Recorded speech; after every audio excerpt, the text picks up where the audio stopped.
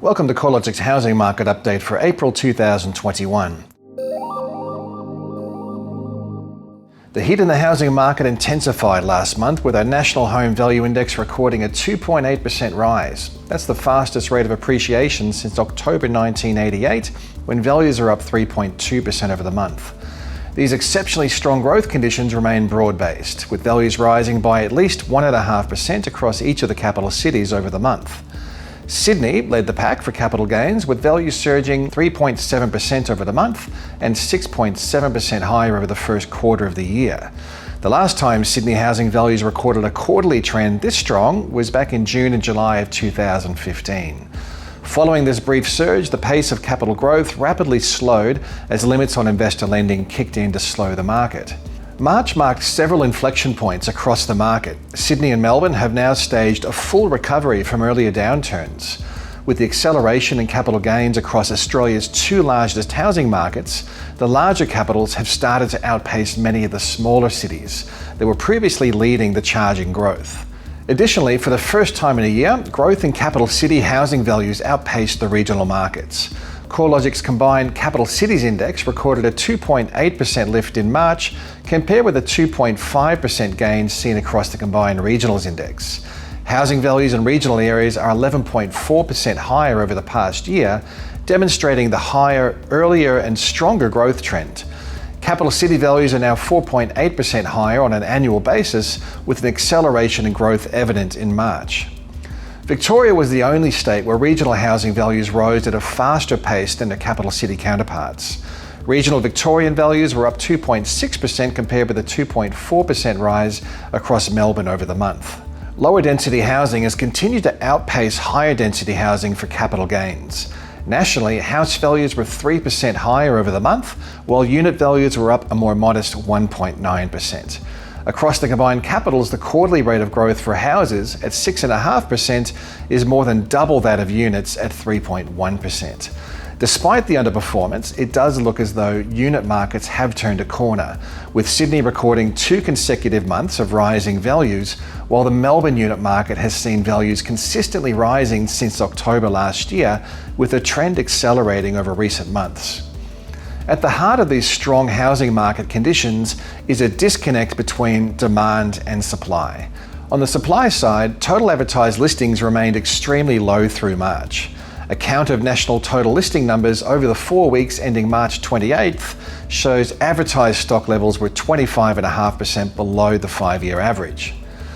The main reason total listing numbers remain so low is that buyer demand is consistently outweighing new advertised supply. The ratio of sales to new listings is tracking at around 1.1 times, implying for every new listing added to the market, there's 1.1 homes being sold.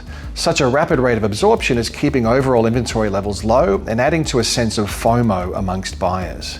The tight market conditions can also be seen in auction clearance rates, which have consistently held above 80% in March.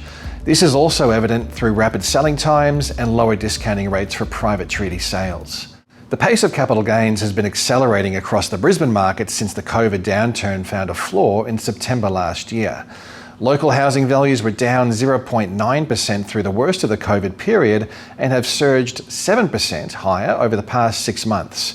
Like most of the other cities, the unit sector is recording a milder growth rate, with values up 2.8% since September last year, compared with a 7.9% rise in house values. The growth is occurring while advertised supply levels remain 27% below the 5-year average. Against this low supply, the number of home sales is tracking 8% higher through the March quarter than last year. Brisbane inner city house values have led the pace of capital gains, with values up 7.7% through the March quarter. Overall, housing markets are continuing to respond to a broad range of positive factors, including record low interest rates and recent economic conditions that have consistently beaten forecasts.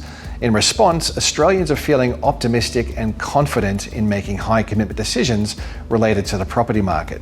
The upswing in buyer demand has not been met with the same level of increase in inventory. This has resulted in strong selling conditions amidst a palpable sense of urgency amongst buyers, putting upwards pressure on housing prices. While we are expecting housing values to continue rising throughout 2021 and well into next year, it's reasonable to expect the pace of growth will slow. Earlier periods of similar exuberance have previously been quelled by factors such as rising interest rates, weaker economic conditions, or changes to credit availability.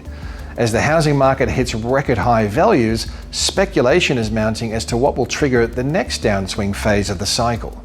Short-term interest rates are unlikely to increase anytime soon, and the economic recovery still has some way to go. However, housing affordability constraints, particularly for those who don't own a property, are mounting.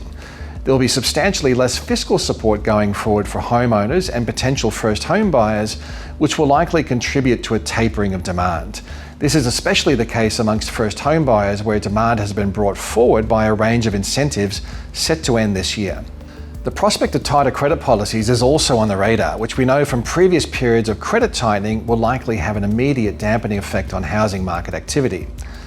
The likelihood and timing of any change in credit policies is highly uncertain and largely dependent on a material lift in credit metrics such as debt-to-income ratios, loan-to-income ratios, or higher LVR lending. According to APRA, although each of these metrics rose in the final quarter of 2020, lending standards remain healthy enough to keep any credit intervention at bay for now. As the economy transitions away from fiscal support and housing affordability becomes more challenging for some sectors of the market, it's an important time to keep an eye on the trends.